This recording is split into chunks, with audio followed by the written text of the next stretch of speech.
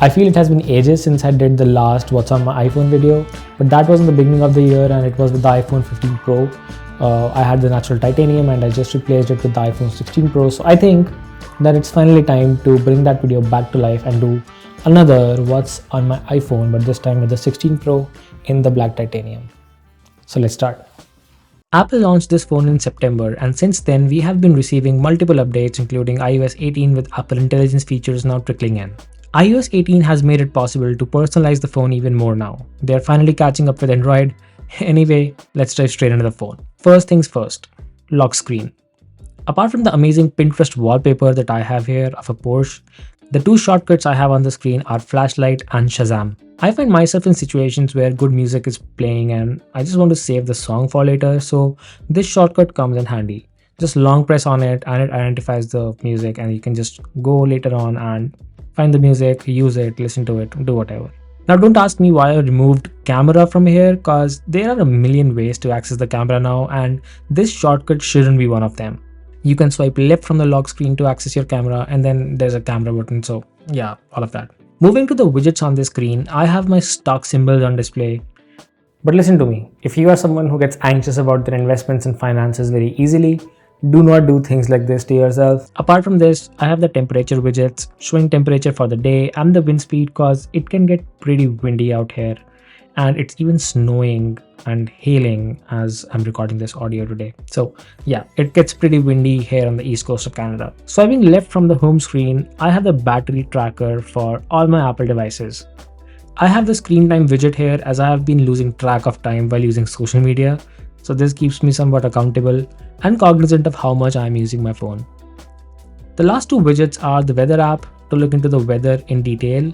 For example, if I'm planning a trip like next week I'm heading out to Toronto, so this comes in handy. And Google Maps cause that is my go-to navigation app, but after Waze. Switching gears to home screen, it's pretty straightforward. It is divided into social media apps, media consumption, design and work related apps, then finance and car related apps, and finally a few miscellaneous along with the camera and editing apps, of course, because who doesn't have miscellaneous apps nowadays? You always have some extra apps that you just have and you don't usually use them, but they still belong on your home screen because you might use them someday.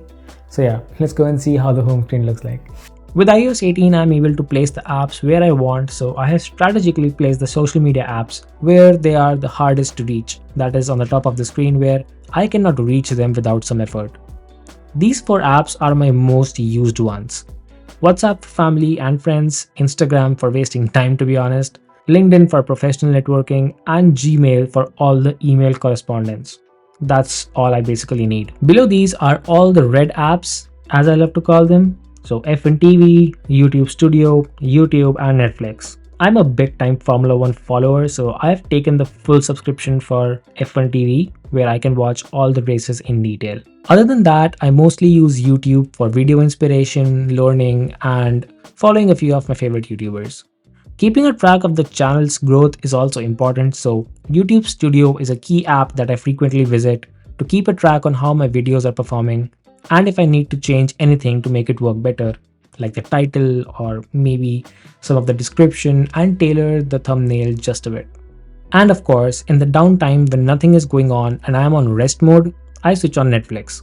It rarely happens on the phone because I prefer watching it on the big screen in the living room, but if I'm outside or traveling, this comes in handy all the time.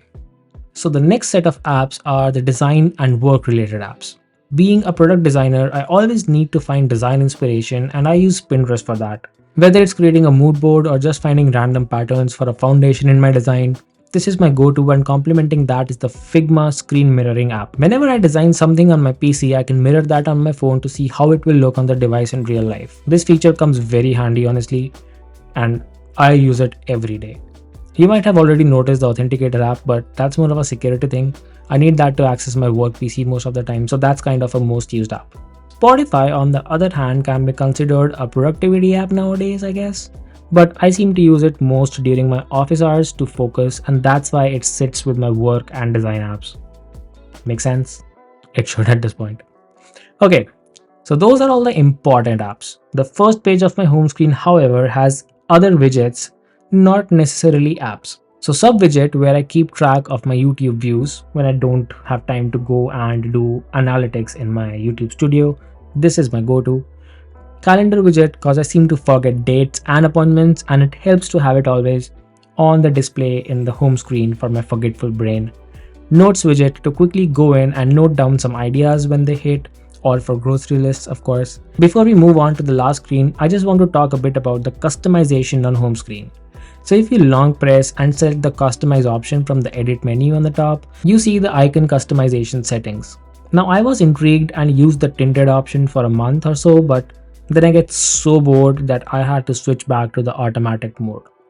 Now it understands when the phone is in light mode and dark mode and automatically switches between the two, but I honestly missed seeing some app colors. But the choice of having this turned on is still pretty good, especially for people with some kind of color disability. Okay, so last page. This page is dedicated to creativity and ways to fund that creativity. Camera, editing, car, and finance. I use the Blackmagic camera app when I want more control over what I am shooting. Complementing the pro camera system of this phone with the pro raw Apple log footage, the professional controls in this app allow me to take full control of my camera.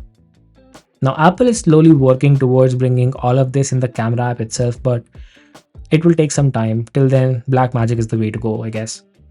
Talking about the regular camera app, when I want to shoot run and gun, I use this app.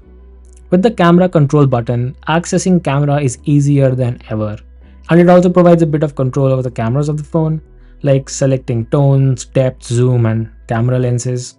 Some of the things are easier to do on the screen, like selecting between different camera lenses, but I respect the concept and design, being a designer, of course. Moving on to editing on this iPhone, I always use the Adobe Lightroom app. I mean, it's just the best cause I have a subscription to Adobe Creative Suite and it's worth it. Capturing and editing pictures on the move is so much efficient and easy with this app. It provides a full suite of features when compared to the desktop app and helps me stay on top of my images game. Sometimes I use my Canon camera to shoot some videos, so I have the Camera Connect app to frame my videos with the help of my phone. But it doesn't allow me to shoot a video while connected to this app, so that's the only letdown, but otherwise, great app for an old camera. Other than this, I have some basic apps related to my car and driving basically. An app for the tollgate recharge in Halifax called HHB MacPass. Nice UX in this app, it shows traffic both ways all the time, pretty interesting, and lets me check balances and recharge on the go. That's basically all I need while I'm driving. Peace of mind at my fingertips, I would say. Then I have the Shell app for fueling related stuff, some food and coffee apps that I frequently use, and then my finance apps. I depend heavily on the finance apps because I'm someone who does all kinds of transactions digitally, so having the digital banking capabilities is a must for me, and all these apps are very well tailored for the iPhone.